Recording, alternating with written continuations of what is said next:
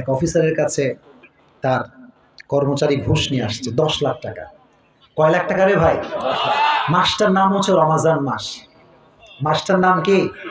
Officer এমনি অজু করতেছে, মানে নামাজ পড়বে, আসরের নামাজ। তো ঘুষ নিয়ে আসছে ব্যাগে করে অনেক টাকা। স্যার 10 লাখ টাকা স্যার। অফিসার খুব রাগ, বেয়াদব, রমাজান মাস, হাত নিয়ে ঘুষ দেওয়া যায়, ঘুষ নেওয়া যায়? টেবিলে ঢুকা, টেবিলে ঢুকা, টেবিলে ঢুকা। আচ্ছা ভাই, টেবিলে আপনি ঢুকালেন, ঠিক আছে, it's okay, matter is fine, but কেউ দেখে নাই, দেখছে একজন, তিনি কে? এই কথাটা কেউ শোনে নাই, শুনেছে একজন, তিনি কে? এই ভয়টা আমাদেরকে ডেভেলপ করতে হবে। প্রত্যেকটা মুরব্বী যদি এই ভয়টা ডেভেলপ করে, প্রত্যেকটা যুবক যদি এই ভয়টা ডেভেলপ করে, ফজরের নামাজে মুসল্লিদের জায়গা দেওয়া যাবে না। কারণ ফজরে যারা ঘুমায় ভাই, তারা আসলে এটা মনে করে যে এই দিনটাই তো আমার শেষ দিন নয়, আমার দিন অনেক বাকি আছে। আসলে যে ফজরে ঘুমায়, জোহরে যে নামাজ পড়তে পারবে এর কোনো গ্যারান্টি তার কাছে আছে? নাই।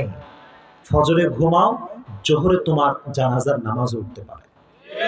কেমনে ঘুমায় মানুষ, কেমনে ফজরটা কাজা করে? এর কারণ একটা ল্যাকিং, একটা অভাব, আল্লাহর ভয়।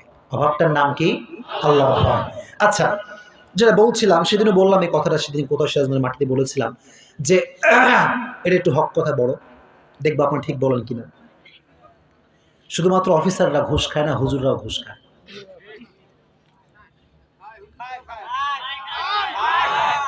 ভয় পাচ্ছেন ঠিক বলতে ভাই? আমি আমার কথা বলছি, মানে আমাদের আত্মসমালোচনা করছি। হুজুররা ঘুষ খাইলে মত চেঞ্জ করে ফেলে, হক কথা বলাও বন্ধ করে দেয়। কথা ঠিক কিনা বলেন? সব বন্ধ। টাকা দিবা সব ওকে। টাকা দিলে যেই নেতা নামাজও পড়ে না, হুজুর বলবে আমাদের নেতার চরিত্র ফুলের মতো। The matter is close. কেন বলেন না ভাই, বলেন না। টাকা, money is everything in the world.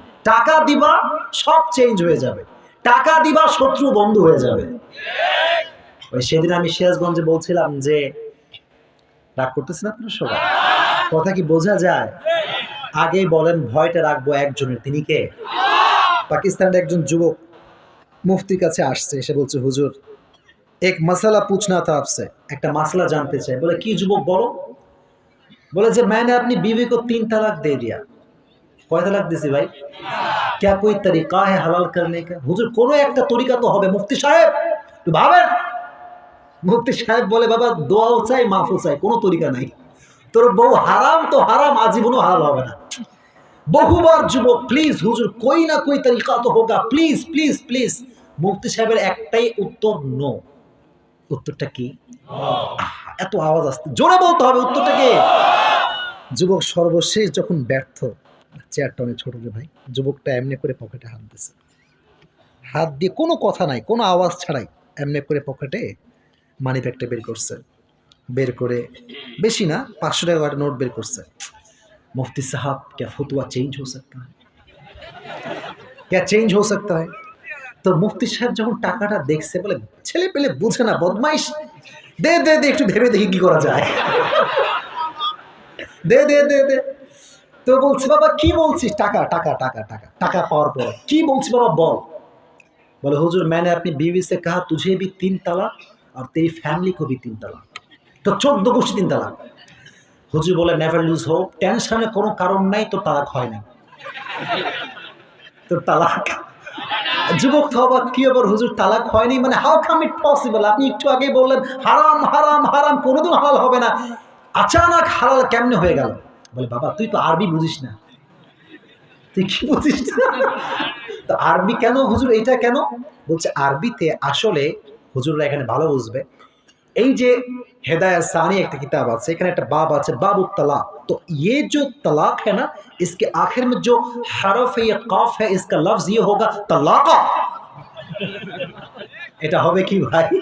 तलाका শেষে আছে কফ, আর तूने जो कहा ये कुत्ते का काफ है, कलकला का काफ नहीं है। তোর তালাকটা আসলে হয় না কেন? তোর উচ্চারণ ঠিক নাই। बाबा हलाल, तेरे बीवी भी हलाल और जो पैसे तूने मुझे दिया ये भी हलाल है, कोई बात नहीं, चल चल चल। তার মানে টাকা আছে যেখানে দুর্নীতি আছে সেখানে। দুর্নীতি বন্ধ করতে হবে। আর এটা সম্ভব তখন যখন হৃদয়ে ভয় থাকবে একজনের, তিনি কে?